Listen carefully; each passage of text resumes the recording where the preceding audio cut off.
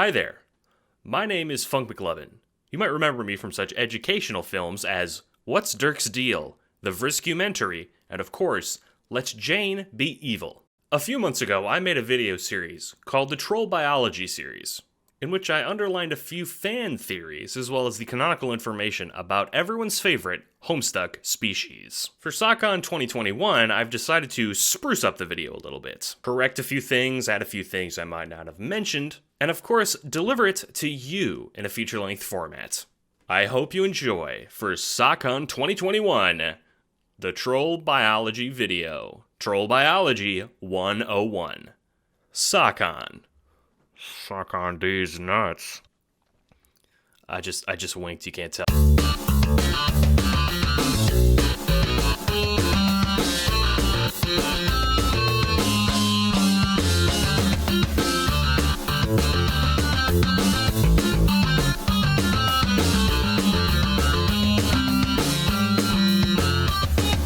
Homestuck is about 800,000 words, which is just shy of Harry Potter's 1 million. It's one of the most comprehensive tomes out there, but at the same time, there are some gaps in the lore. I'm here today to remedy one of those gaps. This topic was voted on by a Twitter poll, and apparently everyone who voted for this wants me to suffer. Researching this made me want to commit atrocities, and the script I wrote, while I envisioned a quick few pages, I now have 4 videos worth of material to cover. This is one of those videos. Trolls are one of, if not the most interesting concepts in Homestuck. So much so that there have been numerous games dedicated to expanding the lore and the world of Alternia. Homestuck has a way of shoving the lore off to the side in some regard, and trolls seem to be the sole exception, the aspect that, arguably, the fan community has latched onto the most. Now, a quick aside. This video discusses biology, and as such, I'll be discussing congress, intercourse, copulation, bumpin' uglies, the two-backed beast, the four-legged tango. As such, I have no idea how much YouTube will like this video, so to play things safe, I'm going to be as clinical as possible and not include any graphics that would be construed as pornographic. Instead, I'm going to include very symbolic depictions, so please bear with me, and try to imagine troll particulars, and ignore the fact that we're all horrible perverts. Now, I've written about trolls before, most notably in the Vriscumentary, but I've also done some writing on AO3 on the topic. I've also had some other ideas since. This video series is going to be broken up into 3 parts, plus an extra 4th part that was released earlier. Canonicity, fanonicity, speculation, and a Twitter thread full of some fan theories. The final one is out on my YouTube right now, and the other 2, if you're watching this in the future, are out as well. The first segment, which is the one you're watching right now, will be devoted to scouring Homestuck and its secondary works for every reference to troll biology and reproduction. So, let's fucking go. Back here again, can't get enough. JoJo explains some interesting stuff. Broadly speaking, each segment in this video series will be answering 3 questions with different information. The 3 questions are, firstly, what are trolls materially? The second is, how do trolls reproduce? And the third, perhaps technically more under the scope of xenoanthropology than xenobiology, but what are trolls like societally? On the surface, this may seem simple, but soon we'll find out it isn't. Firstly, let's catalog all the information Canon can give us about the topic. I'm going to be treating the following works as canon: Homestuck, Homestuck 2, the epilogues, Pester Quest, the Friend Sim, and the Hive Swap series, as well as Paradox Space. Let's start with the first question. What are trolls materially? We can approach this by constructing a typical troll. First, let's take a look at Homestuck's art. Critically, since the characters in Homestuck are rendered symbolically, many elements are left out of many of their depictions, especially their sprites. What I mean is, sometimes Karkat doesn't look like he has arms, but he does. As such, I'm going to try to work with their least symbolic depictions. To start with, let's discuss what every healthy troll has in common. Gray skin, tricolored horns, bipedal, 2 arms with humanoid digits, teeth of varying sharpness, noses, presumably, eyes with yellow sclera, and humanoid ears. It appears that some of these parts have different names and function differently than humans, which I've discussed in the enumeration on screen. This makes sense, as they were responsible for creating humanity. In a meta sense, they are heavily anthropomorphized, much like most alien species in media, such as the Greys or Mass Effect, but in an in-universe sense, it's likely the other way around, as humans are troll-pomorphized because trolls created them first. Either way, in sum, they're similar outwardly in these many ways. There are certain things we can extrapolate as well based on what we know about them and the various terms that the trolls have been seen using. They have no navels. They have hearts or some analog. They have brains or some analog. They have shame globes. They have breasts or some analog. They have spines or some analog. They have esophaguses. They have seed flaps, spinal crevices, skeletal structure of some kind, chitinous skin, lungs, other internal organs, bulges of unknown use, acid tracts, hair, which is always black, occasionally with natural streaks, colored skin protrusions on the abdomen, nipples, possibly, and lips, which are sometimes cat-shaped. It's unknown in canon what troll insides are made of, since we see very little of them in canon, but the function of many of these organs are safe to assume. They're also shown to have blood, which is a topic in and of itself that I'll get to in a moment. These 27 appendages all appear to be present on trolls of a respective gender, and while not an exhaustive list, it does answer many questions about their physical traits. Notably, trolls are also non-mammalian, as they lack breasts used for feeding, as Arqueus explicitly states that trolls cannot lactate, much to his dismay. Great. Using this list, the general troll forms. They're humanoid with many human analog internal organs, the main difference being the horns, teeth, eyes, and blood. There might be other differences internally, but in canon it's impossible to tell. They breathe oxygen, as they are able to cohabitate on the meteor and on Earth-C in the sequels. Also, all trolls are shown to have burned in the sun, but this is likely not due to some solar allergy, but instead due to the intense nature of Alternia and Bephoros' suns. Trolls are shown in the sunlight safely on Earth-C. It's unknown if trolls have some kind of night vision, but this is also unlikely since the MSPA reader can see normally on Alternia in the Friend Sim and PesterQuest. One place humans and trolls differ is diet. Once again, since they cohabitated on the meteor, it's safe to assume that their diet is similar, but notably trolls on several occasions are shown to eat insects and bugs, many characters mentioning such things as grub sauce, and Charon eating worms. It's unknown whether this is for taste or simply because the animals are more available on the trolls' planets. Now, the typical troll has three main exceptions that differ greatly from the gray humanoids we've discussed. The three main differences warrant discussion on their own. 1. Hemotype. 2. Amphibiousness. And 3. Rainbow drinkers. Hemotype is the first thing that not all typical trolls have in common. There are 12 groups of trolls, each one with slightly different traits. Broadly, the term hemospectrum is something of a misnomer. Spectrum implies that there is a spectrum of troll colors, but in reality there are only 12 discrete types that share features between them. In other words, you are either inside or outside a type, with no overlap or variance inside these types. All like-blooded trolls have congruent blood and associated abilities. The 12 troll types are ordered from most to least common: rust, bronze, gold, olive, jade, teal, blue, indigo, purple, violet, mutant red, fuchsia, and lime, extinct. The 13 types are organized into 4 loose categories in troll society. 1. Low bloods, rust, bronze, and gold. Mid bloods, olive, jade, lime, and teal. High bloods, blue, indigo, and purple. And royal bloods, violet and fuchsia. Mutant red bloods exist outside of the hemospectrum. There are also derogatory terms for certain blood types, such as shit blood and gutter blood, that certain higher blood characters used.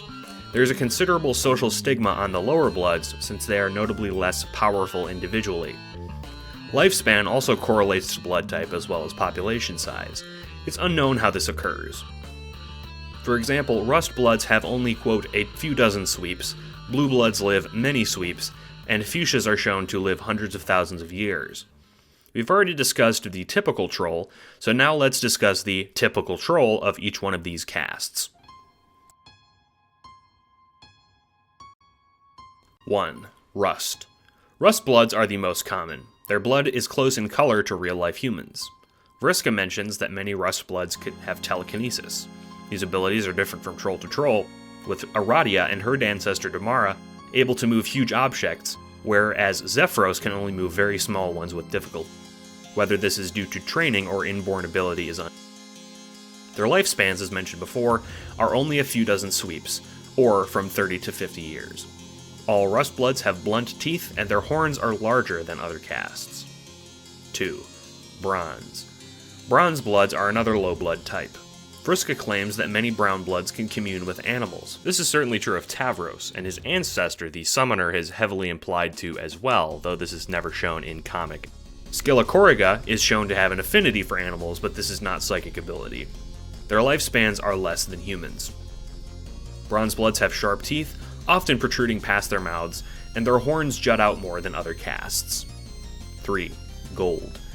Gold Bloods are the highest of the low bloods, and known for their more uniform psychic abilities. All Gold Bloods possess what is referred to as psionics, and many of them have a two-tone scheme. The psionics are sometimes referred to as vision twofold, but it's unknown how widely this term is used. It's possible that Solix's vision twofold is unique to mutant Gold Bloods according to Vriska, but all of them have some psychic power. Gold Bloods have an affinity for bees.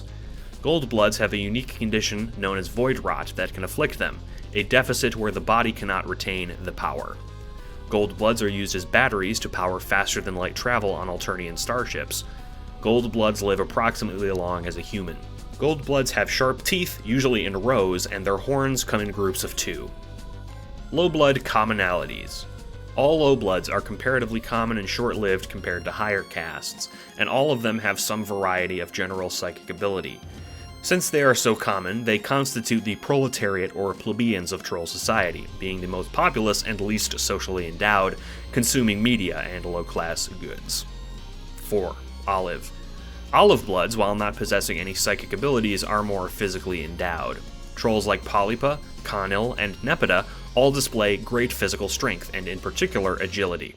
More mild-mannered olives like Charon and Boldir are still physically fit. They are the most similar in physiology to normal humans. Many Olive Bloods live in the wilderness away from society. Olive Bloods live about as long as humans. Olive Blood horns are widely varied with no commonalities. 5. Jade. Jade Bloods are one of 2 classes that has one specific job. They are all tasked with caring for the mother grub and are confined to the brood caverns. More on this later. While possessing no psychic or special traits, all Jade Bloods have one specific task. It's unknown whether this task is imposed socially or instinctive. In other words, it's unknown whether Jades do this job due to their inborn biology, or if they are raised to do so.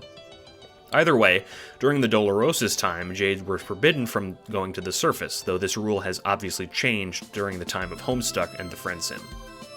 Jade Bloods are also female only, with one known exception, Lank Bombix. It's unknown if this is socially or biologically. More on troll gender later. Suffice to say, they are unremarkable other than their task in the brood caverns. Jade's lifespans are unknown. All Jade Bloods have a hook shape on their horn, and many of them have sharp canine fangs, much like vampires. 6. Teal. Teal Bloods are another mid-blood caste with no inherent abilities. Like Jades, they have a certain role, but unlike Jades, the role is more varied. They are civil servants, more broadly, bureaucrats. Lawyers, shopkeepers, secretaries, etc.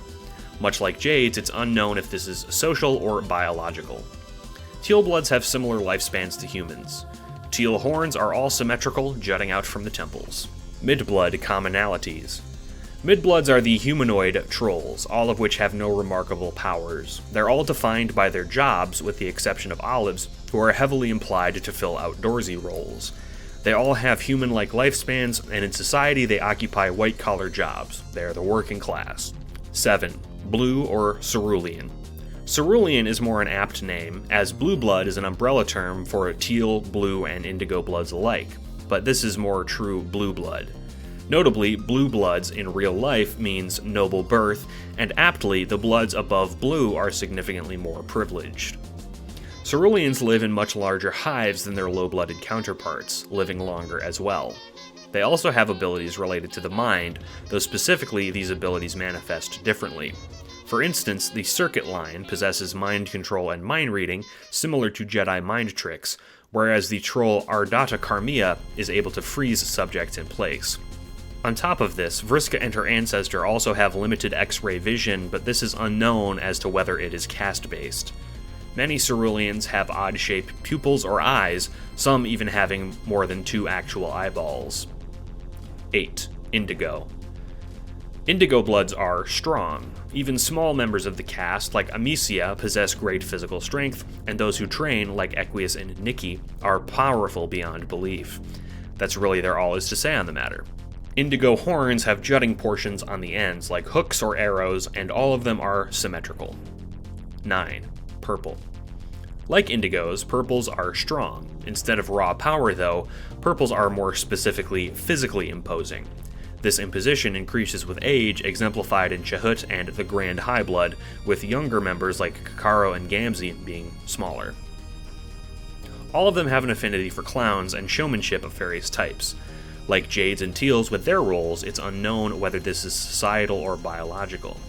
Either way, this feeds into their religious beliefs which parallel juggalos in real life.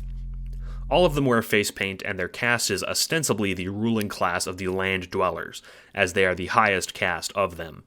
Many purple bloods possess chuckle voodoos related to their religion, which little is known about, but it's a potent psychic ability. It appears that every purple blood can learn this, but not all of them choose to. Their horns are all wavy in shape, but otherwise diverse. They have particularly sharp teeth. High blood commonality. High bloods are all incredibly hardy. They live long lives, they're hard to kill, and they're all shown to be endowed with large mansions and palaces. While not on top, they are certainly privileged and able to uniformly live in luxury. They're rarer and concerned with administrative duties if they have jobs at all. 10. Violets. Violets are the bulk of what's referred to as the royals or sea trolls. The main difference between these trolls and land dwellers is that they are amphibious, able to live on land or undersea. They have fins on the sides of their heads and, presumably, gills. They do not have any psychic abilities, but they are more hardy even than purple bloods. Very few violets have been shown, so it's unknown what commonalities they have amongst one another. 11. Fuchsia. There are only ever 2 fuchsia bloods at any one moment, the mature Empress and the immature Heiress. They live for thousands of years on Beforius and Alternia alike. They are tasked with running the planet. They appear to have a biological urge to kill others of their caste to establish supremacy, as noted with Mina interacting with Furry. On Alternia, both fuchsias share a bond with the eldritch god Glubgalib, both taking care of the being along with their normal Empress duties. Empresses and heiresses also have control over the drones, an army of biological automatons which facilitate both peacekeeping and reproduction. It's likely this control, as well as control over Glubgalib's powers, that allows their dominance. Royal commonalities. Royal bloods all have longevity and are easy to kill, and while they are reclusive, they run the show. The troll bourgeoisie. They also both comfortably dwell in land and underwater, and presumably have different lungs to account for this, but the details other than neck fins are unknown. 12. Mutant reds. Some trolls possess candy red mutant blood. This blood caste seems to be most functionally similar to rust bloods without the psychic abilities. The only 3 known examples all do not possess specific powers and are somewhat physically weak compared to their peers. Their horns are all nubby, but it's unknown if this is a feature of their blood type or not. On Alternia, these mutants are culled. 13. Lime. Lime bloods on Alternia are uniformly extinct. They used to be between gold and olive on the hemo spectrum, but due to undisclosed powerful abilities that proved subversive to the Empress's reign, she had them eradicated. Oh, okay, that was a lot. We talked about blood castes and amphibious royals, leaving just one thing to discuss about blood. Rainbow drinkers. Rainbow drinkers are essentially troll vampires. They have some traits that no other troll type shares. Luckily, they are an outlier, so their inclusion only warrants a simple explanation.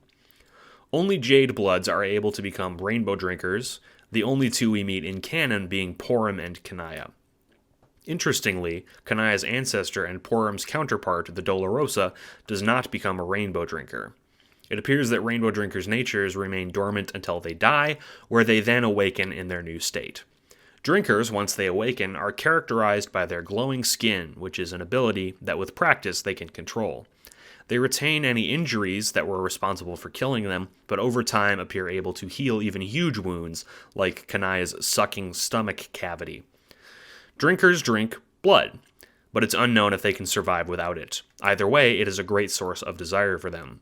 The drinking doesn't appear to kill the drinkee, as Kanaya drank from Terezi at some point without the blood loss being fatal. They are also more powerful and strong than their jade peers. Rose and Kanaya speculate as to why rainbow drinkers exist, but all of this is inconclusive. In some, they're bioluminescent, immortal, and they drink blood. They can also go out in the Alternian sun, unlike the rest of their friends. Alright, now we're done for real. We've done all this, but we've only answered one of the questions. We now know what trolls are materially, so the next question, of course, is, how do they reproduce? Oh, yeah. But seriously, let's start by discussing how Canon describes the troll's life cycle. From Homestuck. Trolls have a complicated reproductive cycle. It's probably best not to examine it in much detail. The need to seek out concupiscent partners comes with more urgency than typical reproductive instincts. When the Imperial drone comes knocking, you'd better be able to supply genetic material to each of his filial pales. If you have nothing to offer, he will kill you without hesitation. The genetic material, without going into detail, is a combinative genetic mix from Matesprit and Kismesis pairs, respectively. The pales are all offered to the mother grub, who can only receive such pre-combined material. She then combines it all into one incestuous slurry and begins her brooding. This doesn't mean the initial combination was for naught, however. In the slurry, more dominant genes rise to the fore, while the more recessive ones find less representation in the brood. Especially strong Matesprit and Kismesis pairings yield more dominant genetic material. The more powerful the complement, or potent the rivalry, the more dominant the genes. Troll reproduction sure is weird. We all take a moment to lament how pedestrian the human reproductive system is, and further lament that the phrase incestuous slurry is not a feature of common parlance in human civilization. This, as far as things go, is pretty straightforward. Here's another passage. Your Lucis looked after you since you were very young, in lieu of any biological parents, whom you have never known. No young troll ever knows his or her blood parents, nor could such a lineage ever be accurately traced. Adult trolls supply their genetic material to the filial pales carried by Imperial drones and offered to the monstrous mother grub deep underground in the brooding caverns. She then combines all the genetic material into one diabolical incestuous slurry and lays hundreds of thousands of eggs at once. The eggs hatch into young larval trolls which wriggle out and to locate cozy stalactites from which to spin their cocoons. After they pupate, the young troll with his newfound limbs undergoes a series of dangerous trials. If they survive, they are chosen by a member of the diverse and terrifying subterranean monster population native to Alternia. This creature becomes the troll's Lucis, and together they surface and choose a location to build a hive. The building process is facilitated by carpenter droids left on the planet to cater to the young, but only for building. They're on their own otherwise. The vast majority of adult trolls are off-planet, serving some role in the forces of an ongoing Imperial conquest, besieging other star systems in the name of Alternian glory.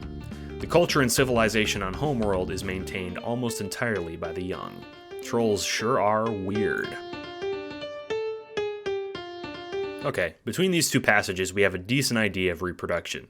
It's a bit more convoluted than human reproduction and includes at least 4 participants, 2 sexual partners, a drone, the mother grub. Beyond this, everything is speculation.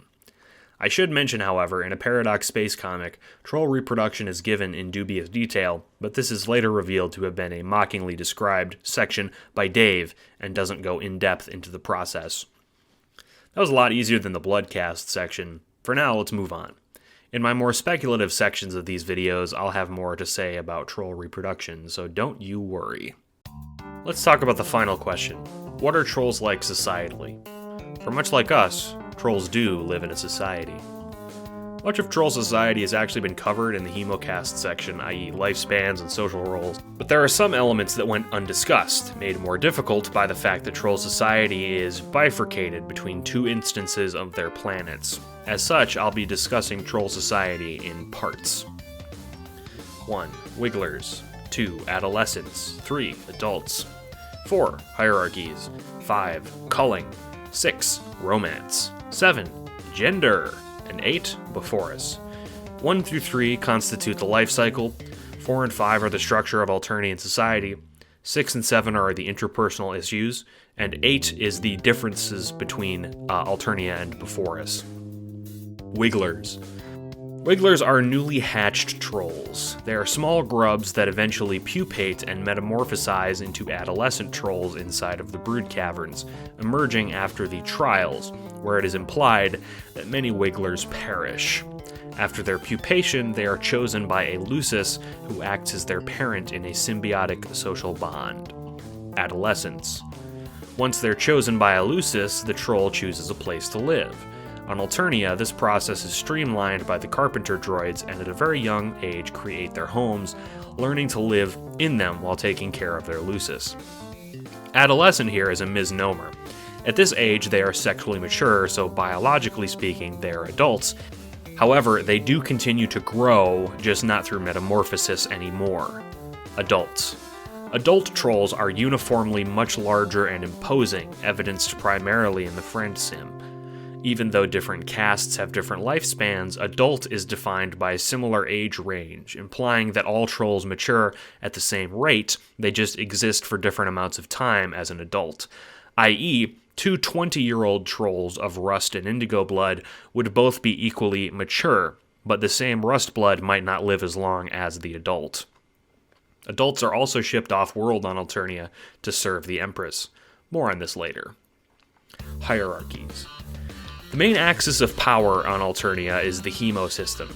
As I've said, it's unknown whether hemo castes are imposed biologically or socially, but either way, they play a major role in every troll's life. It's said early on that a troll's job is dictated by their caste. That said, the only 2 castes that seem to quote-unquote matter materially are Purple and Fuchsia. Other castes have minor differences in means, but Purple and Fuchsia bloods ostensibly are the 2 different ruling classes. There are shops in Troll Society, but it appears largely socialized, with many institutions, such as libraries, operating, all of which are manned by teenagers. Since we never see off-world adult trolls, we never get a chance to see what adult society is like. On planets, Alternian kids cooperate and perform the various jobs, with a large amount of jobs in the entertainment industry. Very few trolls are depicted doing production jobs, many of the low-bloods relegated to servant-like positions like janitorial work and manual labor, rather than things like food production. This could be because we only see a single troll suburb of Outglut and not a food-producing troll community in Friend Sim. Culling. Troll culture is significantly more ruthless than human culture, almost eugenic in nature. It's likely due to the different way that they're brought up, namely in escaping a cavern, but even adolescents are unceremoniously killed for small legal infractions, or just being deformed in some way. The severity of this seems to go up the lower on the spectrum you are. Still, trolls have a much less existential position about death. In a meta-sense, it's likely due to the whimsical nature of the works, but in-universe, it's likely due to the trolls' more collectivist leanings. A single death means less to their society than humans, so they likely evolved to be less worried about their own singular lives. Still, this is just speculation. Romance. Okay, you've all been waiting for this shit. It's the meme. Honestly, this ground is so well tread by now, I kind of dreaded explaining this can of worms. So I'm just gonna read the Homestuck definition because it's pretty well described there. The problem is that when the subject of troll romance is broached, our sparing human intellects instantly assume the most ingratiating posture of surrender imaginable. But we do our best to understand regardless. Humans only have one form of romance, and though we consider it a complicated subject, spanning a wide range of emotions, social conventions, and implications for reproduction, it's ultimately a superficial slice of what trolls consider the full body of romantic experience. Our concept of romance, in spite of its capacity to fill our art and literature and to rule our individual destinies like little else, is still just that, a single, linear construct. A concept usually denoted by a single symbol, the heart. Troll romance is more complicated than that. Troll romance needs 4 symbols. Their understanding of romance is divided into halves and then halved again, producing 4 quadrants: the flushed, colliginous, pale, and ashen quadrants. Each quadrant is grouped by the half they share, whether horizontally or vertically, depending on the overlapping properties one examines. The sharpest dichotomy from an emotional perspective is drawn between red romance and black romance. Red romance, comprised of the flushed and pale quadrants, is a form of romance rooted in strongly positive emotions. Black romance, with its colliginous and ashen quadrants, is rooted in the strongly negative. On the other hand, the vertical bifurcation has to do with the purpose of the relationship, regardless of the emotions behind it. Those quadrants which are concupiscent, the flushed and colliginous, have to do with facilitating the elaborate reproductive cycle of trolls. Those of which are conciliatory, the pale and ashen, would be more closely likened to platonic relationships by human standards. There are many parallels between human relationships and the various facets of troll romance. Humans have words to describe relationships of a negative nature or of a platonic nature. The difference is, for humans, those relationships would never be conceptually grouped with romance. Establishing these sort of relationships for humans is not driven by the same primal forces that drive our tendency to couple romantically. But for trolls, those primal forces involve themselves in the full palette of these relationships, red or black, torrid or friendly. Trolls typically feel strongly compelled to find balance in each quadrant and seek gratifying relationship that each describes.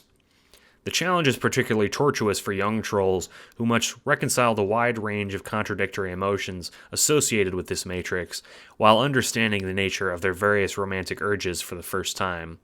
Great! I want to hurt people now. Long story short, trolls conceptualize romance in 4 quadrants: love, soulmates, rivals, and the polycule. This is just an oversimplification, of course, but honestly, I don't have much to add until the speculation section, so let's just move on. Gender. Okay, now we're talking. I could talk about troll gender all fucking day long. Again, I have more to say about this in the speculative sections, but let's go over gender as it exists in comic. So long story short, trolls have 2 main genders, just like humans, male and female. Unlike humans, however, gender has 0 bearing over reproduction. Trolls are mostly bisexual, with some exceptions, but moreover, trolls can constructively breed with any combination of genders. This implies a lot, but again, I'm saving that for the speculation. The main thing, however, is that gender, instead of being linked to sex, is linked to appearance in troll culture.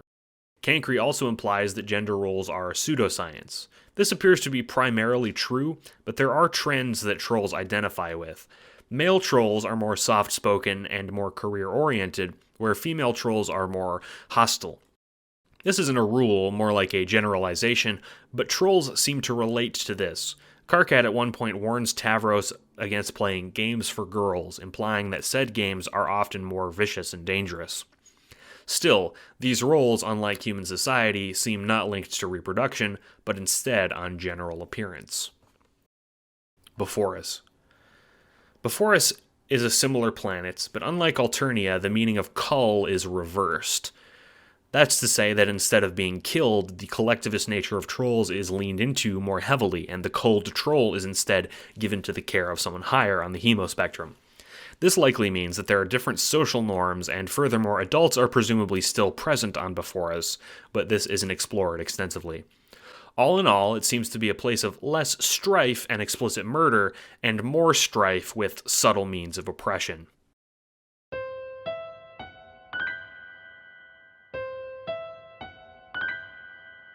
And that's it. That's all the groundwork for troll biology and anthropology in Homestuck proper.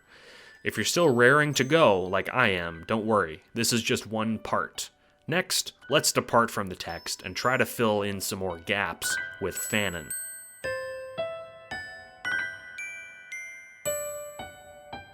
A few commenters on YouTube asked some things that didn't make it into the corrected cut of the previous segment, but warrant some explanation. Here they are. First, a question about the relationship between lime bloods and candy reds. Some people pointed out the relationship between Candy Red and Lime, likely due to the fact that Karkat, Cancri, and the Sufferer's symbol, True Cancer, is lumped in with the Lime blood signs on the extended Zodiac page. Another detail connecting Limes to Candy Reds is the Cherubs, who share Lime and Candy Red blood respectively. The final detail, of course, is the fact that they're both blood types described as mutant. This does not mean that these blood types are connected somehow, however. The word mutant doesn't imply something biologically, it's more like a slur used by the Alternian ruling class to designate certain blood types as aberrant. In Candy Red's case, they are mutant because they're rare and considered a deformity, as seen in Karkat's routes in PesterQuest. Lime bloods, on the other hand, are called mutants because they were the subject of a genocide. As for the other details, it's likely that Karkat and the Sufferer both chose True Cancer as a sign is because it had been out of use for sweeps. Lime bloods are thought to have been genocided before the Sufferer's time because they were never shown with the Sufferer in any of the extended works. As for why Cancri uses this symbol, it's unknown, as the comic never speaks to what Lime blood's status was on Bephoris. It's possible that there is a link, of course, but not enough evidence to include it in a canonical information video. Footnote 2. Next, a few people pointed out that I implied the hemospectrum wasn't a spectrum in the traditional sense. There was some confusion about this because in a certain scene depicting the Grand High Blood, there are blood colors that fall outside of the hemospectrum that we see in the Beta Trolls and the Friend Sim kids. While it's true that on the wall there are different blood colors if you look at the hex codes, this is the only instance of this happening. What's more likely is that the lighting gradient in this panel can explain the discrepancy, as the GHB is given some pretty intense mood lighting. On top of this, generally, the blood colors we see are still discrete in their coloration and are easily identifiable as their respective color, hex codes notwithstanding. With those out of the way, let's move on from the canonical info to some more interpretive theories, starting with furry trolls. See, the final part of this video series is going to be about bug trolls, how trolls and bugs from the real world can form some interesting extrapolations about their biology. But before that, there's something the fandom brought up that I never considered. Furry trolls. So before we get into the deep, deep rabbit hole that is bug trolls, let's talk about furry trolls. My approach to this was basically to take things that the fandom came up with already and try to extrapolate by asking, what if the trolls were mammalian? First though, let's identify what they have that is mammalian in the first place. 1. Breasts. 2. Hair on their head. 3. A humanoid appearance. There are some things about them that are explicitly not mammalian, which we'll have to explain away somehow. 1. Reproduction with eggs. 2. No lactation. Great. So there's our baseline. 2 weeks ago, I made a video of the various headcanons that were submitted to me, many of which could prop up this furry troll model of ours, but I want to talk about just one.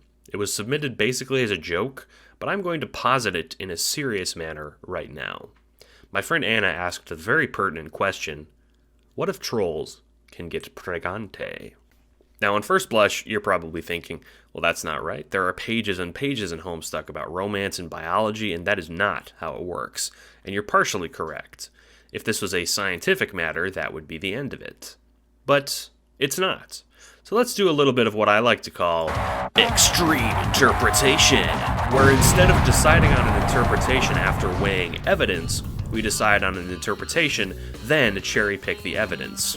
This is also called the PragerU maneuver.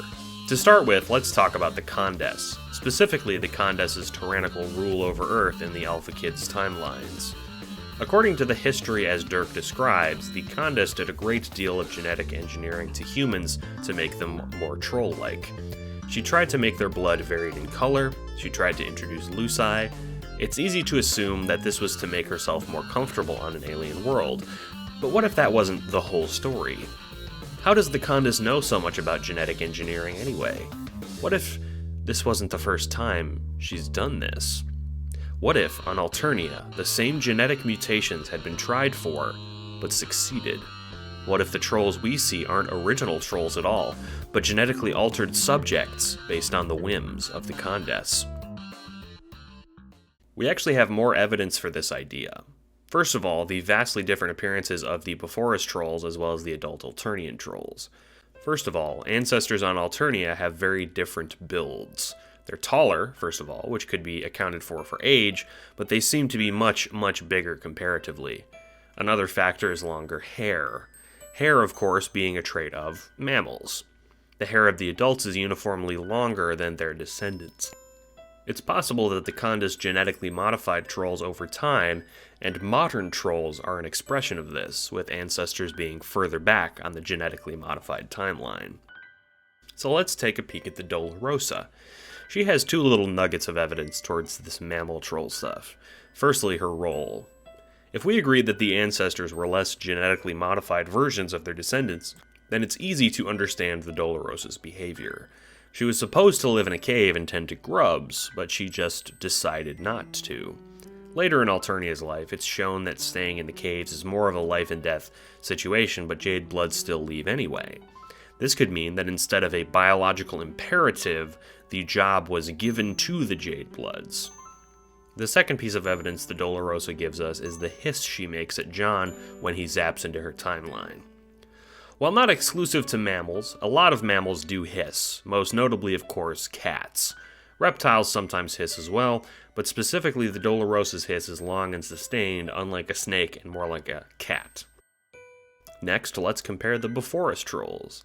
Many of them, too, have longer hair. They also seem taller, which could again be due to age and not a species-wide difference, but it's there. We do know that there was one form of modification that canonically wasn't present on Bephoris, Doc Scratch. We could extrapolate that Doc Scratch's changes to the troll race could have been included in genetic mutation, facilitated by the Condus. Other than this, Bephoran trolls seem to have more prominent secondary sex characteristics as well. In the Alternian sprites, the genders are more uniform, spare for things like eyelashes or lipstick, but Bephorans are more developed. This again could be due to age, but maybe not. Third of all, in my opinion, is the most glaring evidence: gender. On Alternia, the trolls reproduce using a mother grub who lays eggs. They also reproduce irrespective of gender, with male-male and female-female pairs both producing offspring successfully. This begs the question, why is gender necessary at all? It seems like a redundant quality, maybe something vestigial from something they needed before. Well, maybe it was. Once upon a time. Maybe, much like humans, trolls were once humanoid mammalians who were genetically modified to reproduce using a mediator like the mother grub. This would explain why they have genetic sex at all. Once upon a time, perhaps trolls sexually reproduced just like us, and can in fact get pregnant normally, or could. Maybe something about troll biology over eons of evolution changed this, making a mediator like the mother grub necessary. Maybe the Condus did so to more easily control her species. Maybe trolls are mammals. So, we've successfully justified trolls being mammals, but that leaves the question, what are they like? For this, let's look back at some headcanons from the thread 2 weeks ago.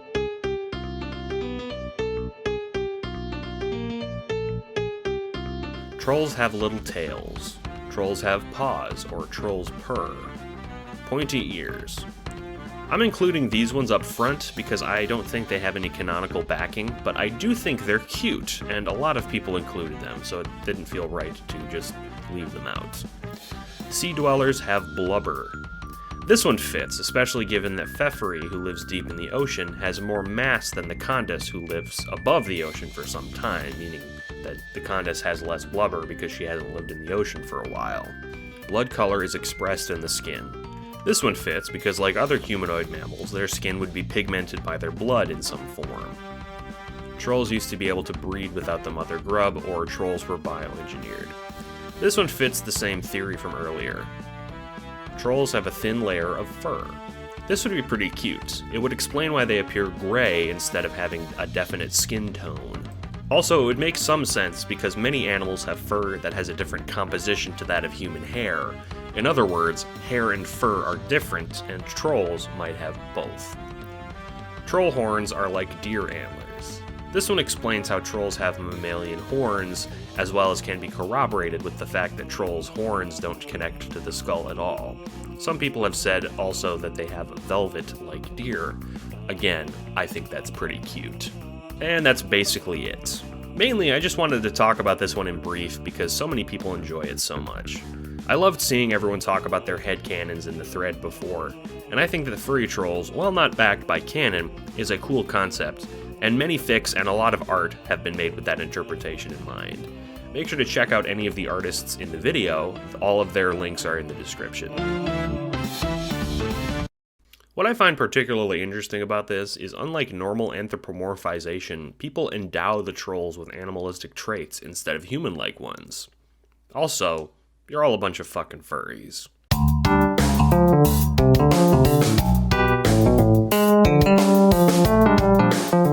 Before the grand finale of the bug troll theory, let's take a break and look at some of the more interesting fan theories that I wasn't able to discuss in either one of the videos.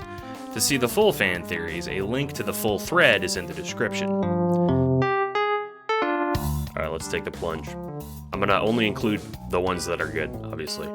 Artificial Tinkerer says, I see troll horns kind of like nails. It can hurt when you suddenly break them, but they don't have any nerves or feelings, so they grow to a max length, but if they break off, they grow back to that length. I see trolls painting them, yes.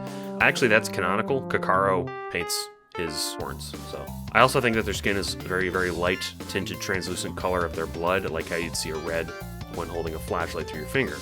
Yeah, I think this is another one that is not just fanon, but also has a precedent in actual biology. Crustacean Alien says, trolls shed their skin, like snakes. I don't know about this one. It's funny, though. I don't think trolls have agriculture. They have livestock, and they may do minor or container gardening, but I don't think they do crop farming as we know it. Between the sun and wildlife, etc., it just doesn't make a lot of sense to farm. That's interesting. I feel like the fanon of trolls eating grubs lends weight to this. You don't feed your lower classes their own young if you have a lot of grain lying around. If they do farm anything on their homeworld, it's probably mushrooms or insects protein. Oh, that's good. I'm gonna use this. Also, trolls eating grubs. The grubs are not their young. They do not eat wigglers. Grubs and wigglers are two different things. Benny Bunny says, I headcanon the trolls have little tails. I have no evidence, I just think it'd be nice. You know what, Benny Bunny? I wholeheartely agree. Troll bulge. This one's from Yo It's Crow. It's really good. Troll bulges unfurl like party noisemaker. Anna, aka Articulately Composed, says, serious headcanons. All trolls have the same life expectancy. Low bloods just die sooner because of culling or poor living situations. Low bloods are more likely to have psionics since they develop them as an evolutionary response against the generations of abuse at the hand of the Empire. I really like that. I don't like the idea of trolls having different lifespans for the same reason I don't like elves having different lifespans in Lord of the Rings. I just think it's unfair, and it creates problems that are like... It's creating a fictional problem that is existentially horrible. And I think that, like, it would be incredibly sad if a cerulean fell in love with a rust blood, and then they died, like, you know, a quarter into their life or something. I think that that's incredibly sad. And I think that it solves much of that problem if instead of biological, it's societal. Like, that just underlines how fucked up the society is. And then the silly headcanon is trolls can get pregnant. I like that. This image, that's all. Alright, thanks. Pfeffer is blubbery and chubby buff when she's warm, but her skin goes soggy when she gets out like a blood. No. That's not how it is. My good friend Janaya says, 1. Grub scars. The scars all along the side where the grub legs used to be. It's not, like, canon that this is what they are, but it makes sense that that would be what they are. Because some trolls that we see shirtless in Friend Sim have these. They, horns are textured like antlers with a velvety covering. I like this one. I don't see why we can't have this one. We can just add this one for a little bit of flavor. This is the anti-headcanon, but I firmly believe that trolls are basically just gray humans. Yeah, I talked about this before, but, like, that's what they are in canon. You have to extrapolate a lot. Also, this is Huss Nasty Terezi, apparently. Smiling. Nice. Twitter user Penis Fart Balls says, none of the trolls are cis. I mean, that's canon. Sea dwellers, ears, fins look like this. Little things right there. Oh wow! With Whoa, okay, oh, okay, I like this. This is interesting anatomy. Thank you, Theo. Lesbian Vriska for the win. Trolls have like snakes and shed their skin. It's the second fucking time I've seen shedding skin. I might have to include that just because two people said it. Mac says, trolls are big. They're tall and muscular, and some of them are chubby. The higher you go up on the hemo spectrum, the bigger you are. No one has said this so far, but this is like one of the more probable ones to me. Like, the higher you go on the spectrum, especially past high bloods, Mr. Shift added, but not always. They can be bigger and smaller too. It's just general expectancy. Yeah, I agree. I mean, there's huge swaths of difference. Like Nepeta and Conil are very different, but I think that you could make an argument that, like, on average, trolls are bigger the higher up they go. I really like the idea of sea dwellers having gills as well as their fin ear things. I've also seen a lot of people draw sea dweller grubs with tail fins, which is cute. The idea of them keeping them into adulthood is also cute. Yeah, I think everything but the tail fins in adulthood is probably accurate. I mean, they're going to have some kind of gills with their fin ear things, right? Like, they got to have some kind of gills. Since Caliborn manipulated troll history, he's the one responsible for trolls having funny names for things like Thinkpan and Loadgaper. He made their culture silly on purpose so Calliope would look dumb for them. He's playing the long game. I don't think Caliborn is smart enough to do this, but that's really funny. Rust blood telekinesis works on a basic of necropathy, controlling the ectoplasm left behind by dead trolls. I don't think that's true, because Aradia moves the meteor. There's no dead trolls on the meteor. All trolls, no matter the caste, are roughly similar. All the Empire did was spent millennia exaggerating small differences and predispositions. Any troll could be psionic. Oh, this is another one where it's like the Empire did a eugenics. Trolls breathe through their skin. The air goes in through their pores. Koopacoons act like the ultimate skincare product and clean out the pores as they rest. A troll can survive without this, but it makes breathing and living a lot easier. Trolls can also breathe through their mouths like humans. Sea dwellers, of course, have their gills. Breathing through the skin generally feels more natural. This headcanon works with the headcanon that trolls don't have noses. Okay, so you took the funny haha thing of trolls don't have noses and then made it like actual lore, and for this I respect you.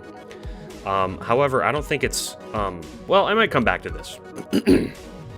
Trolls breathe through their skin, so we'll come back to this. Lime blood is used as super slime. As you can see, I said that this one made sense. I like this one.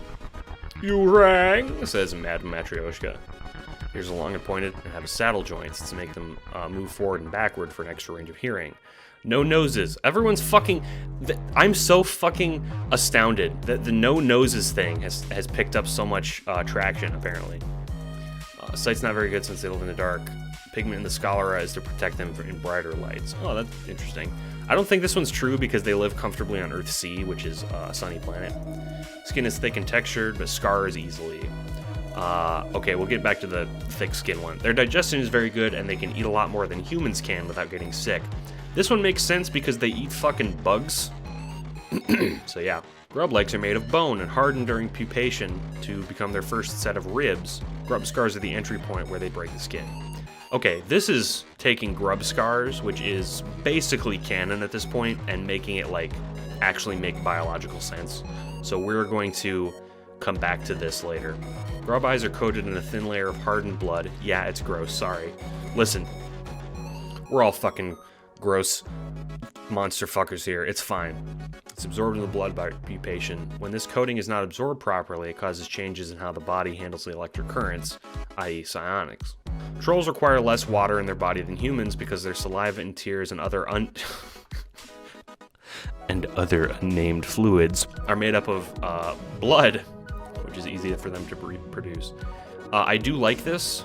I've never seen this before, but it's like making something click in my brain because it makes total fucking sense how basically their saliva is pigmented and their tears are. So if it's colored, then it would make sense that there's some blood in there. And maybe their blood is of a different composition to humans. I don't really know what would color it or cause the coloration. And I'll get back to that later. But the last one is horns are connected to the scalp, not the skull, and are made of hard cartilage that yellows when exposed to oxygen. This material doesn't really exist, but it's the best explanation I got. and were used as early weapons or tools for hunting and gathering. Troll bioluminescence. This is the most popular one, I think. That or the known noses. Sea dwellers can have multiple blood colors. Alright. Forest trolls don't usually have sharp teeth due to their utopian society. I think some of them do.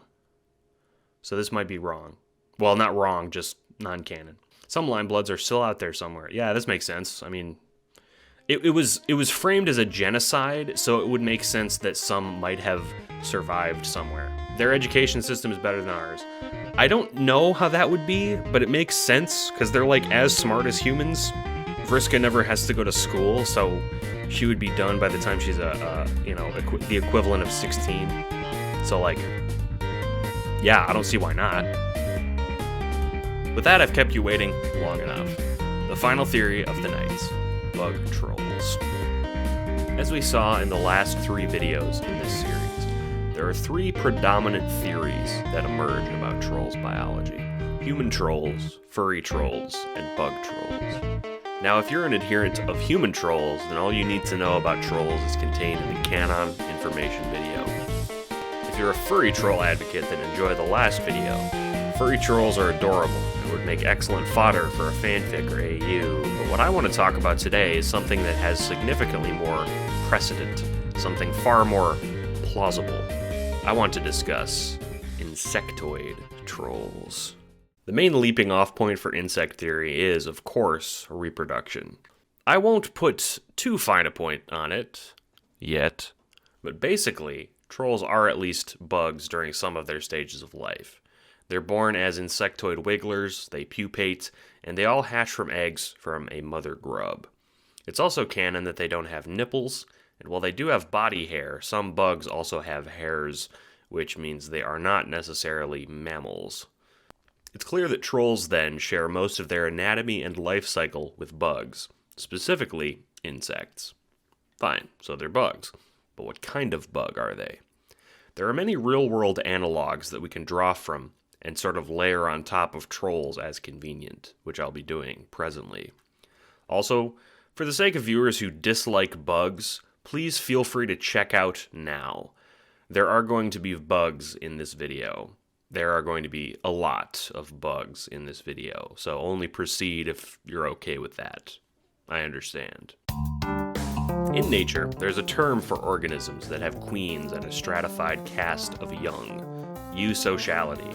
Primarily, 4 types of insects display this and have queens, or for troll purposes, brood mothers: ants, wasps, bees, and termites.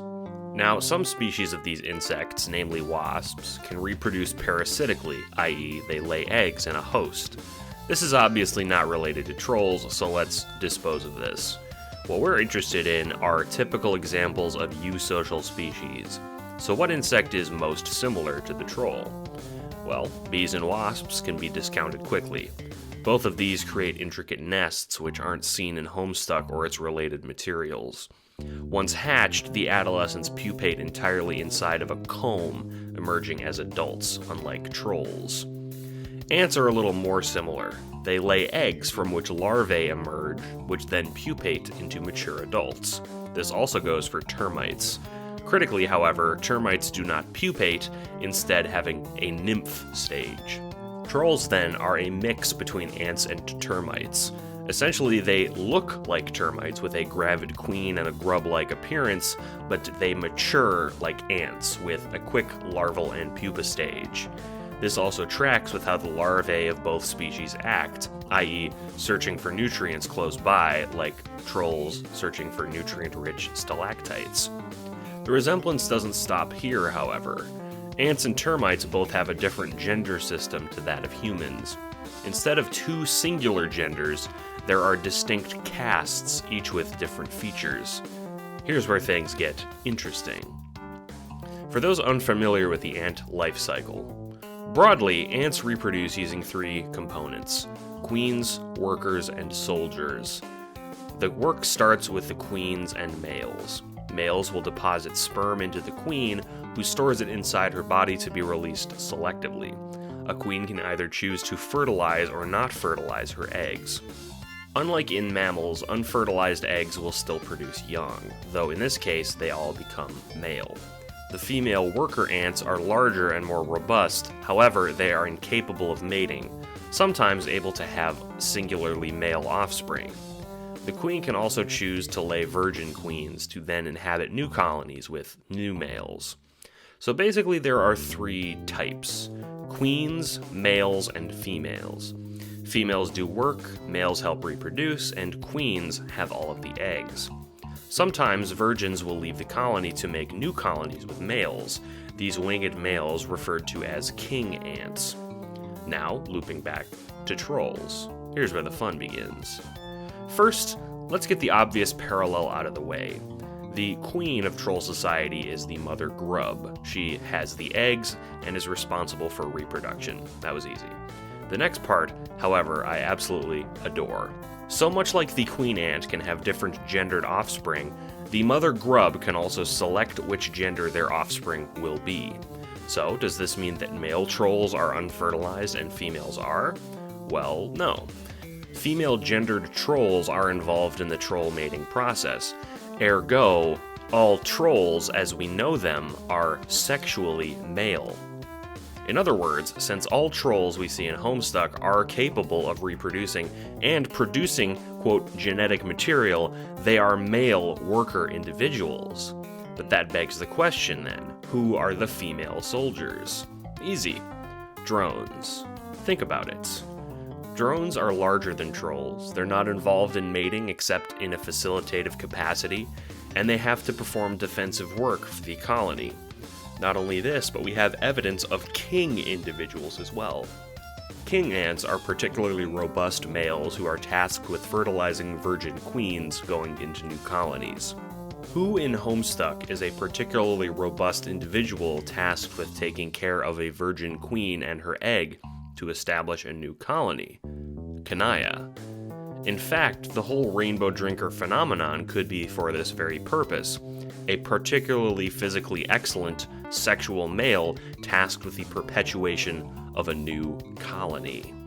Critically then, it's important to establish the difference between sex and gender in troll society. It would be better to refer to genetic sex in a way other than male, since so-called sexual males identify as female-gendered in troll society.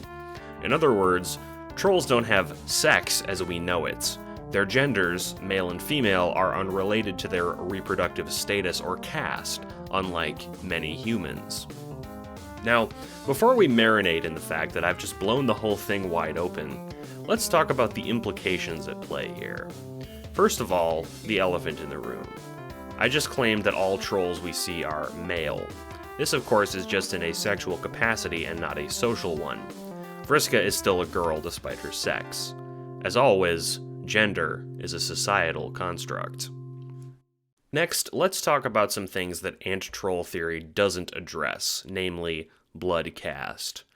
There's no analog to this in any creature that I know of. Any creatures with non-red blood have no interspecies blood color variance. Really, there's no existing science on anything like this. Some spiders have blue blood, but again, all spiders have blue blood interspecially. In other words, the explanation for this will have to be similarly extravagant and not tied to real-world stuff. This also doesn't account for the actual mechanics of mating, which is what we'll get into next. Finally, none of these reproductive facts account for trolls' physical appearance. In other words, they all address how do they reproduce, but not what are they materially. Let's bridge the gap and talk about some holes in troll anatomy. Literally. Okay, before I continue, I'm going to talk about things in a euphemistic way. YouTube doesn't want me talking to you about Whoopi, even if this is ostensibly a biology class about a species that doesn't even fucking exist. But I'm not going to use any dirty, gross words or even pictures.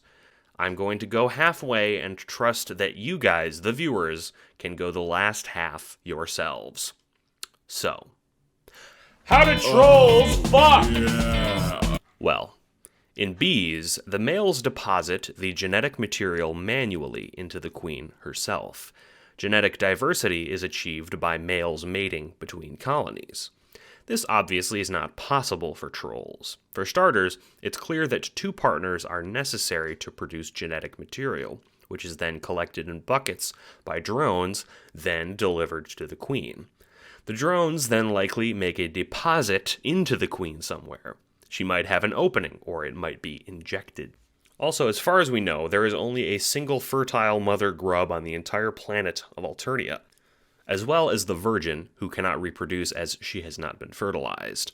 This means that one mother is responsible for all offspring on Alternia, which means she likely lays hundreds of thousands of eggs at a time. Genetic diversity then is achieved by mingling fluids, both with mate pairs and inside the mother grub herself.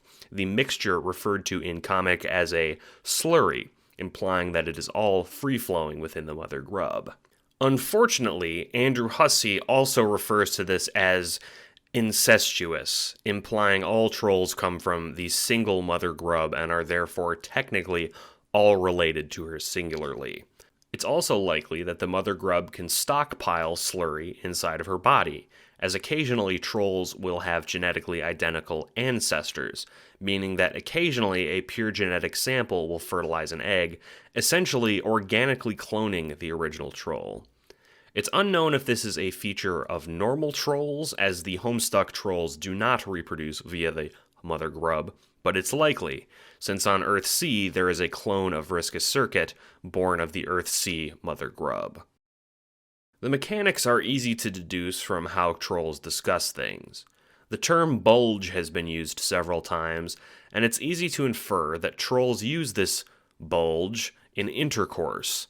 After mutual stimulation, genetic material can be collected, usually in buckets, as evidenced by their bucket-related taboo. It's likely that every troll possesses the same bulge, though it is impossible to say. Some have posited that there could be also a nook, since this term is also used, though this could be in reference to the excretory system or some kind of cloaca. The bulge could be retractable. This seems very likely, since trolls have no outward trace of it on their clothing. Again, two partners need to be present for mating, meaning that it's likely that trolls are unable to produce genetic material without a pair. Again, this is likely for genetic diversity purposes. Due to the fact that genetic material is collected in buckets, it's likely that it is excreted in copious amounts. So to recap, again in a way that is YouTube-friendly, two trolls mate using their unspecified reproductive organ. Material is excreted and brought to the broodmother, where it is stored and used to fertilize eggs, which hatch into young trolls and drones, and, when she is ready, virgin mother grubs. I think that's as good as it's going to get. Honestly, presented in hyper-YouTubified format, it sounds a lot more disgusting, in my opinion. But there you have it. That's the moment you've all been waiting for, the sex ed part of the troll video. Oh, but we're not done yet. We're out of the woods vis-a-vis slurries and organs, but we're not done. Oh no, I didn't go through that whole Twitter thread for funny troll sex ed. We're going to incorporate other theories into this. I want to cover a few things, some brief, some not.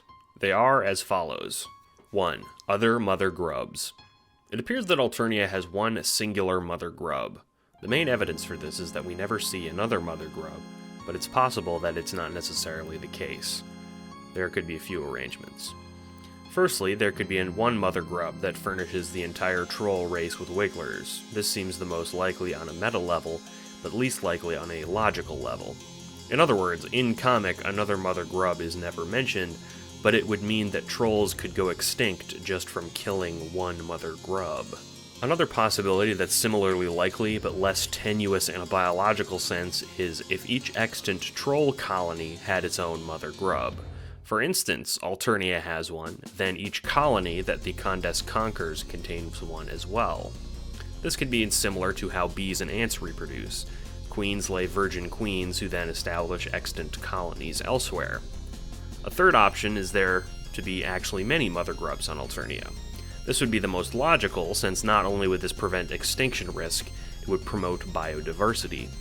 Something I've seen posited that long ago there were many mother grubs, each one with an associated fuchsia blood ruler, and at some point, the Condus conquered every other colony on Alternia and established herself as the planetary ruler. We'll call this event unification for the purposes of the rest of the video. Since this is very unexplored, it's impossible to know, but this seems likely as a single mother grub doesn't seem particularly evolutionarily viable. 2. Grub scars. A lot of people know about this one. I'll keep it simple. In Friend Sim, we see Malik shirtless, which gives us a few critical clues about their species.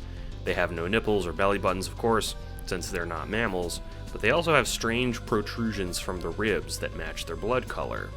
It's likely that this is what have been referred to as grub scars, the remains of the troll's vestigial legs as it exits pupation. This would make sense, as even undergoing a metamorphosis, the biomass would have to go somewhere. 3. Horns. Horns, by and large, for trolls seem vestigial. They're never shown to have a purpose, either social or biological. Karkat's horns are sometimes referred to as nubby, which is basically the only time any troll acknowledges their own horns. Even this is hard to understand, since sometimes nubby horns seem to be a status symbol, and sometimes people seem to be making fun of him for it. Speculating about their purpose, then, is hard. Since there's never any moment where trolls use their horns for defense or attacking, we look to some social function, but horn features are never prized. This is something of a wasted potential, and furthers the theory that trolls are just gray Humalians. The speculation, then, can only be that they are indeed some vestigial organ which serve no purpose at all, much like the human earlobe. In a perfect world, they would be used for some purpose, maybe as a weapon, maybe for defense, or maybe as a perceived mark of masculinity or status in troll culture, but sadly, no subtext exists. They're just kinda there. 4. Chitinous skin and skin thickness. The biggest difference between bugs and trolls is their size. This means that while they are similar, there have to be some critical scale-based differences. For starters, bugs are covered in a chitinous exoskeleton, which would not seem particularly functional on a large-scale organism like a troll. Firstly, the chitin would be far too brittle, causing frequent cracking and damage. Secondly, it would impede mobility, and trolls are shown to be very mobile indeed. Lastly, it would be too heavy to carry around. There are a couple of other miscellaneous problems with chitin, and it's likely that trolls grow, they'd have to shed their skin somehow, which we never see. Given all this, there are a few conclusions we can draw, from least to most likely. Least likely, but very cool, is that trolls do indeed have exoskeletons. Their exoskeletons might be plated like lobsters, with protruding flesh underneath the joints. This has basically no canonical backing, it's just badass. Second most likely is that they have normal flesh. This follows the aforementioned gray Humalian idea, and makes sense because trolls are never shown in comic as having any kind of stiff skin. Most likely, however, is that trolls have some kind of chitin that is less like lobsters and bugs and more like a rhino or elephant skin. This is a bit of a stretch since trolls aren't mammals, but their skin thickness could be due to evolution as large bugs. Rhinos and elephants both have skin that is very thick and coarse. Notably, rhinos also have protruding horns. This thick skin allows for total coverage instead of plating and has some interesting properties. For one, rhinos are prone to sunburn. Remind you of anyone? Rhinos also need to roll in the mud to achieve moisturization and protection against insects and UV light. Trolls are also shown rolling in around in a mud-like substance, albeit a neon green one. Soper slime could be analogous to this mud-rolling behavior. It's not one-to-one, and it's not a bug thing, but it's very likely that trolls have some very thick skin. They're very hardy compared to humans in comic, and flesh wounds seem to be less debilitating to them. 5. Blood. I'm gonna be honest, if you're wondering why troll blood is multicolored, I genuinely don't have an answer for you. There's no reason in nature for interspecies hemocolor, and it doesn't seem to function differently from troll to troll. Therefore, instead of a biological speculation, we're going to engage with magical speculation. The mother grub probably pigments troll's blood in certain ways using various magical chemicals. It's likely she has an innate sense of how much this chemical to dole out, and each chemical both colors the blood and gives certain castes their abilities. That's it. Honestly, the troll blood color thing is one of the things that's so unique on its own, I don't feel the need to speculate much about it. That said, let's get back into the biological speculation. Let's talk about open versus closed circulatory systems. Human beings, like you, former President Jerry Ford, and Andrew Hussey, have closed circulatory systems. In other words, your blood is contained in veins and pumped through your bodies via a heart. On the other hand, open circulatory systems are different in that the blood is free-flowing throughout the body. This feature is commonly found in insects, spiders, prawns, and mollusks, and trolls. A feature of the open circulatory system, first of all, is non-red blood. That's important, because trolls have non-red blood, usually. Another feature is the way open circulatory animals bleed and heal. When a human sustains an injury, blood emerges by leaking, and slowly blood begins the healing process. On the other hand, when a closed circulatory animal sustains injury, since the blood inside isn't in a secondary chamber and pressurized within the skin, it bursts out all at once, much like we see on several occasions with trolls. The biggest hole in this theory is that open circulatory individuals always are small in size. This is because open circulation is less effective at transporting oxygen and nutrients. However, trolls are already shown to require fewer nutrients in their diet. As for oxygen, it's possible that they don't require as much for humans. As for oxygen, it's possible that they don't need or require as much as humans do for survival. It's possible that Alternia is more oxygen-rich, meaning less circulation is required, but that's unlikely due to trolls and humans cohabitating on the meteor and Earthsea comfortably, meaning that they don't require a different amount of oxygen than humans. Trolls can also lose a lot of blood. This, combined with the fact that they have what they refer to as a blood pusher, opens up some speculation that they might have some kind of limited circulation using their blood pusher organ. Or perhaps the blood pusher is actually some kind of blood-making apparatus instead, thus meaning that they can create blood quickly to replace it if it's lost. It's also possible that trolls might not have a circulatory system as humans or real-life creatures do. It's possible that their blood isn't really blood, but some kind of other substance that fills their bodies and fulfills a similar function in spite of different chemical composition. We can at least safely assume that they respirate oxygen and have some kind of blood analog. Finally, another interesting facet of biology that lends this credence is that trolls don't just bleed their blood color. Tears and other bodily fluids are also colored by their blood in a pale capacity. It's possible that this blood, combined with a solvent like salty water, is used to keep trolls cool and allows them to cry, like humans. Some have also said that their genetic material is also colored by their blood. 6. Romance. I've already discussed romance in a societal capacity in the Canon video, so now I'd like to talk about it in a biological one. In other words, what biological needs does the social construct of romance fulfill? In the furry video, the theory was that since trolls were once independent of the mother grub, romance was a vestige of that system. But now we're incorporating the mother grub into the theory, so why do trolls need to reproduce with pairs at all? After all, mating pairs aren't needed with bees and ants. The males just inseminate the queen, that's all. There's no other male ants required. Well, it's probably still vestigial, but for another reason. Like I discussed with the mother grub portion, it's possible that at one point there might have been other mother grubs to facilitate genetic diversity. After all, if one mother grub had all the kids, things would get stagnant in the gene pool very quickly. Therefore, much like flowers can reproduce with their own selves or other members, trolls could mate with other members of the troll sex caste to increase genetic diversity. After the Condus eliminated other mother grubs, this pattern would continue even though they're all related. Meaning that it's likely that instead of natural evolutionary mutation, mutation is achieved by the Condus or the Jade Bloods, if at all. It's also possible that trolls have some other way of gene mutation other than gene mixing. Either way, incest doesn't appear to be an issue for their species. It still is for humans though, which is why I say, gross. 7. Secondary sex characteristics. On top of this, we should talk about another anomalous part of troll anatomy, most specifically, tits. Breasts aren't very prominent on trolls, other than trolls who are already fairly large like Chahut, so it's unlikely that these breasts are mammalian. As usual, there are a number of fan theories about this, such as how it's possible that they have some kind of body armor. This seems somewhat tenuous, since only female trolls have them, but it would also lend credence to the comments that Carcat makes about girl games. Perhaps troll females are more hardy for some reason, either arbitrarily or not, partially due to their inborn body armor. What makes this worse is breasts are never mentioned except obliquely by name, rumble spheres. Much like horns, it doesn't seem that they serve any purpose at all. They were just stuck there because humans already had them. Female trolls are generally bigger and more aggressive though, which is cool. Put the Spike Spiegel quote here. 8.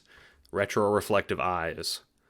Retroreflective eyes refers to, in some animals, how the light reflects back through their retina in their eyes. You've probably seen this in the shining eyes of cats.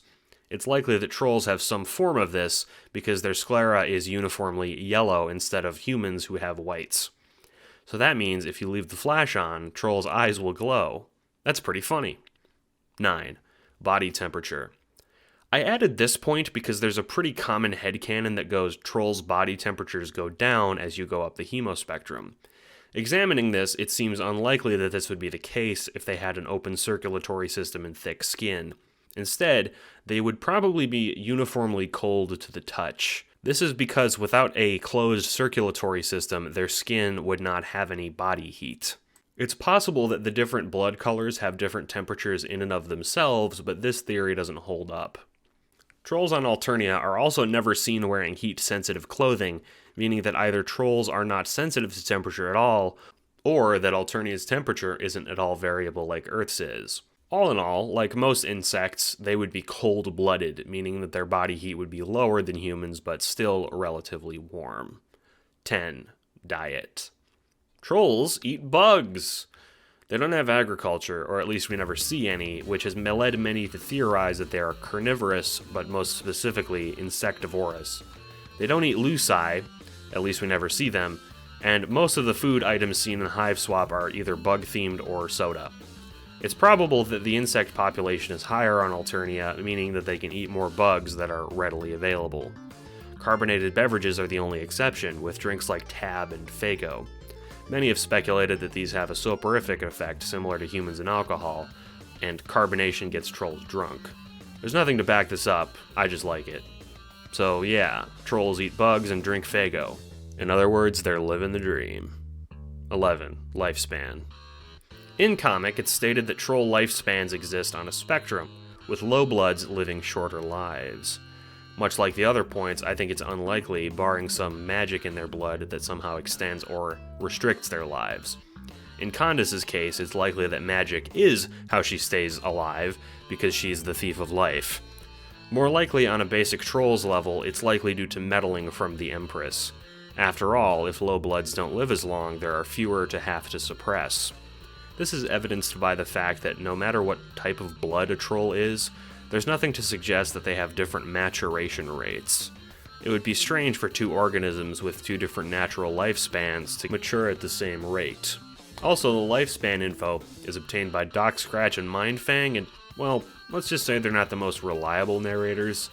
It's likely that on Earthsea, all trolls live comparable lives. Nice. 12. Sea Dwellers. Sea Dwellers are weird. Why would only some members of a species be able to be amphibious? I've never seen this theory before, but it's based on the theory that there used to be more than one mother grub on Alternia. What if there was an amphibious mother grub that used to exist that gave birth to a subspecies of trolls who could breathe underwater? The violets and fuchsias would be rare because they're an offshoot subspecies that once existed before unification. This is somewhat tenuous. There's no real-world species which only some of its members are amphibious. In other words, violets and fuchsias are actually a subspecies that can interbreed. 13. Wings. The last little nugget is something that gets overlooked a lot. Wings. Wings exist on only a few trolls. 1. God-tier trolls like Vriska and Mina, and 2. Rufio and the Summoner. The theory goes that for some reason, wings are removed from trolls at birth. This would go with what Vicara talks about. Terrestrial flight is forbidden on Alternia. Rufio and the Summoner might have somehow evaded the amputation process. Also, it's shown that god tearing heals injuries, and that's certain to extend to amputated limbs like with Vriska. This theory falls down a little because of two reasons. First, this amputation would also have to occur on Bephoris, as none of the Bephorans have wings either. The second being that dream selves are also shown to have undesirable amputations removed, like Tavros' legs, and they do not have wings. Still, it's likely that wings are a natural feature that are, for some reason or another, very rare. And that's all. Researching this topic was incredibly fun. Most of it was pure speculation, of course, but I hope all this information being collected in one place will make for good inspiration for fics. I, for one, am going to sleep to recuperate from Homestuck lore. Find me in a week. In summary, I'd just like to impress something. Hussey sucks ass at world building. In researching all this, it's incredibly clear how sparse and bare bones this all is to a hilarious degree. The guy can't write a cohesive world that isn't just gray Humalians, leaving fans to fill in those gaps. Let us never forget that. Even the additions made by Hiveswap and FriendSim were largely fan extrapolation before being co-opted into the games. Seriously, he hints at good world building, but when the time comes to actually deliver something, he laughs nervously and distracts the reader with superfluous bullshit. This is all to say, don't forget that everything contained in this video, the previous one, and hell, even the Canon one, was all shit that Hussey did not come up with. I can't stress this enough. This was all fan speculation and my own extrapolation using my limited knowledge of biology. This doesn't have any bearing on trolls, it's just funny how Hussey can't even write his own fucking comic. We have to pick up the reins and do it for him. Thank you, gentle viewers, for watching. Making this was fun to research and fun to write up, and fun to revisit for SOCCON 2021. As always, I'm Flunk McLovin, and I'd like to thank my patrons for this month. Pyrate, Zipperozic, Kaleidoscope Mediator, Luna Skywalker Tucker, and Jojiro. Check out my Patreon if you get the chance. You won't regret it, and contributions keep videos like these afloat. An extra special thanks to Yoitz Crow, Janiyah Riley, and all of the other SOCCON mods. Have a wonderful night, and don't forget to like, comment, and subscribe. And then I dab. Just imagine me dabbing. I didn't want to shoot this part live because my setup is done, but just imagine me Flunk McLovin dabbing. So that's it. Goodbye.